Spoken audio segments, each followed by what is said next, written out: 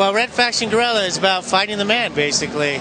You start out as a miner, you have your land, the EDF, Earth Defense Force, comes in, they start confiscating everything, basically martial law, and you start fighting back.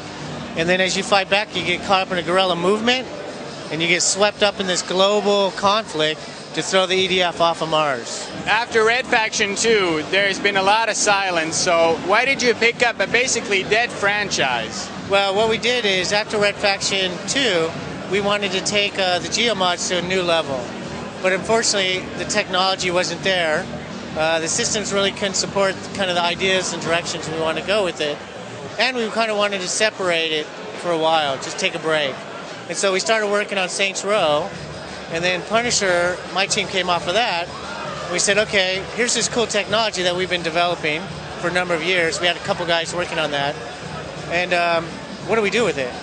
And then we said, wow, it's open world, it's this really cool destruction. Let's do that to Red Faction. Let's go ahead and do that.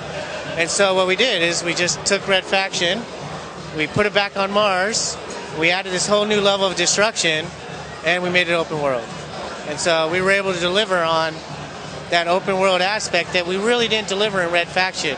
You could tunnel, but it's still a linear game at the end of the day. You still had to come back to those points to activate the next mission or the combat. What sets Red Faction Guerrilla apart from the multitude of shooters that are out there? Well, I think it's the destruction part of it, as well as the AI that has to go with it. You can really, when you walk in these buildings, it creaks, it starts falling down. You start seeing this world interact in such a way that you've never seen before. When stuff blows up, it hits you, it knocks you down. Everything has impact. There's physics associated. So when you hit something made out of concrete, it acts like concrete. And I think what we've done is we created our AI even to where if you blow a hole in the wall on the second floor, the AI knows to jump down through that hole after you because it's faster versus running down the stairs and going all the way around. And so we had to create a dynamic AI that can process and think differently as the terrain changes around it. The destruction isn't eye candy. It's not swapping out corpse models. It's really about this physics-based destruction that has impact and impacts the world around you and the NPCs. My favorite moment is really the sledgehammer. Just wailing on people, wailing on stuff, bringing down buildings, running in, hearing it creak, hit it one time, run out. Did it collapse? Did I die? No, so I run in, I hit it again, and it's like, okay, I'm safe. And then I run out and the whole thing collapses. So it's really suspenseful. It draws you in. I think for me, running around blowing stuff up is just, with the sledgehammer, is a lot of fun. We don't have co-op. We definitely have multiplayer, 12 to 16. And basically we have the classic modes, capture the flag, deathmatch.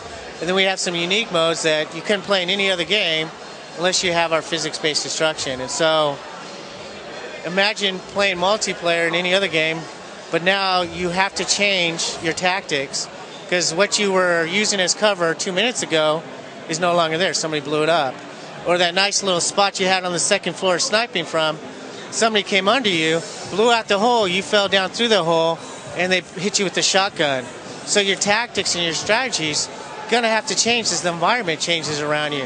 I had this one time where the guy was up on the third-story roof, and I shot up there and I blew up the roof, and the whole wall came, collapsed down and killed me. I'm like, frustrated, but I got him. And so you have to also realize that it is destruction, it does have impact. So it really changes, it's really cool.